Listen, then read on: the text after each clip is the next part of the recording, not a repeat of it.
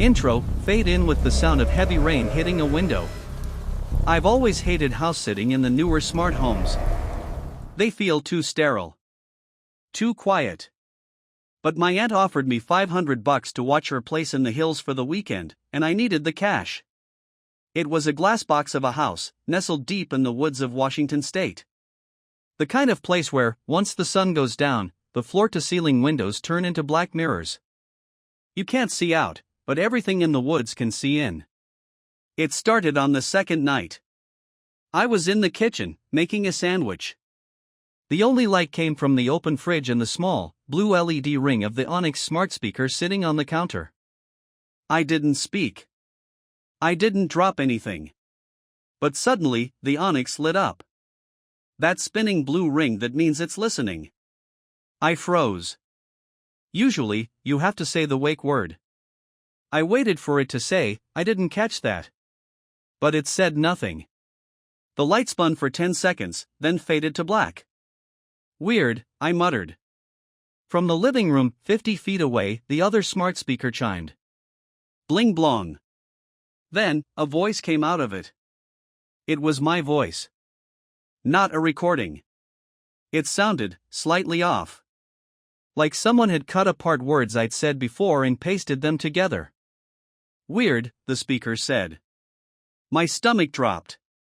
I walked into the living room. The room was dark, illuminated only by the standby light of the TV. I stared at the little round speaker on the coffee table. Hello? I asked, my voice trembling. The blue ring lit up. It spun. It processed. Then it replied. Hello? It wasn't repeating me instantly. There was a delay. A processing lag. I grabbed the power cord and yanked it out of the wall. The blue light died. Silence rushed back into the room, heavy and suffocating. I convinced myself it was a glitch. A feedback loop. I went back to the kitchen to finish my food, but I couldn't shake the feeling of being watched. The glass walls felt less like luxury and more like a cage. Then, I heard it. A knock. Not at the front door. At the back sliding glass door. The one facing the dense, unlit forest. I stood paralyzed. It was 2 a.m. There are no neighbors for 3 miles. Knock. Knock. Knock. I grabbed a steak knife from the counter, pathetic, I know, but it was instinct. I crept toward the back of the house. The rain was lashing against the glass so hard it blurred everything outside. I couldn't see a face. Just the vague shape of a person standing right against the glass.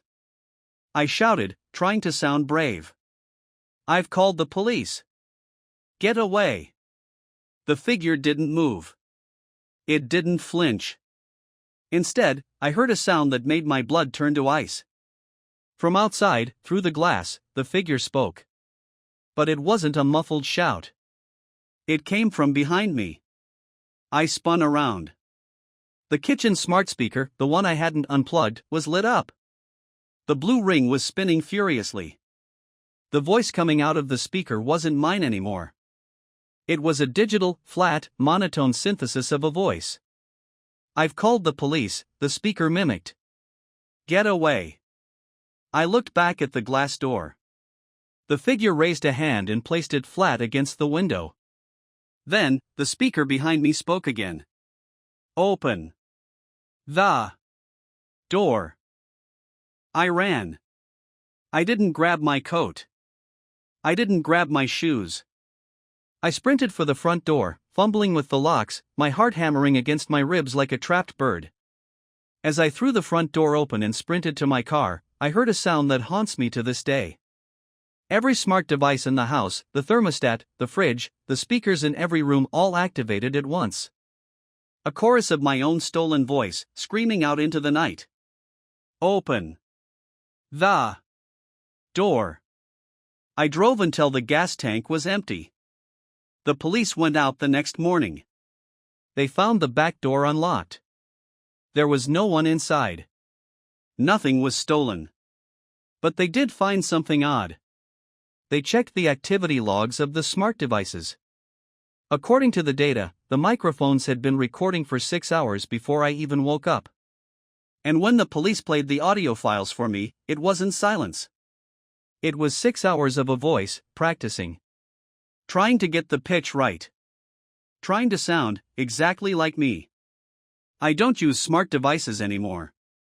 But sometimes, when I'm alone in my apartment and the rain hits the window just right, I swear I can hear a faint, electronic hum.